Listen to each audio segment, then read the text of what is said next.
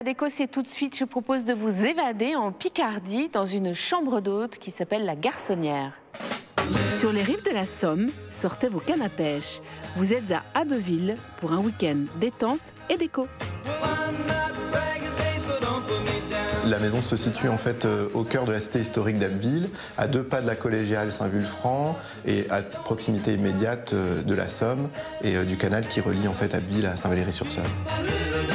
J'ai été hôtelier, donc je travaillé en hôtel très longtemps, et puis une période de ma vie aussi où j'ai travaillé comme antiquaire. Et les chambres d'hôtes, c'était un peu allier le plaisir de la décoration avec mon métier d'origine et la passion que j'ai pour recevoir les gens. J'avais une maison à la campagne où je faisais déjà chambre d'hôte en fait. La problématique aujourd'hui, elle est plus écologique qu'autre chose. Il fallait impérativement pour venir chez nous être en voiture. Donc le choix de s'installer en ville, c'est vraiment la proximité de la gare d'Abbeville qui est vraiment à 5 minutes à pied. Et ça veut dire qu'en fait on peut arriver ici de Paris et prendre un vélo et tout faire en fait à vélo. Je suis installé ici depuis 6 mois et je vis bien évidemment dans la maison puisque c'est une des obligations de la chambre d'hôte, c'est de vivre sur place. Quand j'ai visité la maison pour la première fois, quand j'ai poussé la porte, j'ai eu un coup de cœur pour cette maison.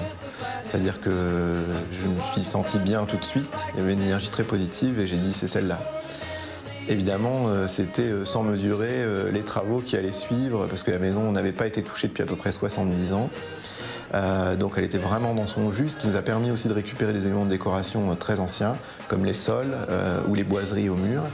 Je me suis inspiré en décoration des univers à la fois anglais et nordiques, et à la fois contemporains.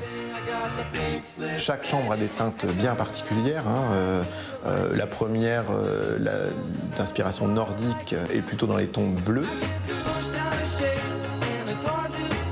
La seconde est monochrome, donc c'est vraiment du noir et blanc, il n'y a que ces 2 couleurs.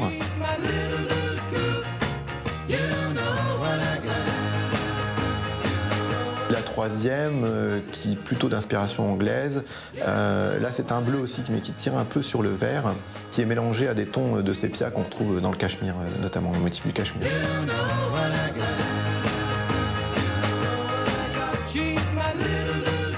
Je qualifierais ma maison d'hôte comme un endroit où on se sent bien. J'aimerais que mes clients qui viennent passer un séjour ici repartent surtout avec l'envie de revenir.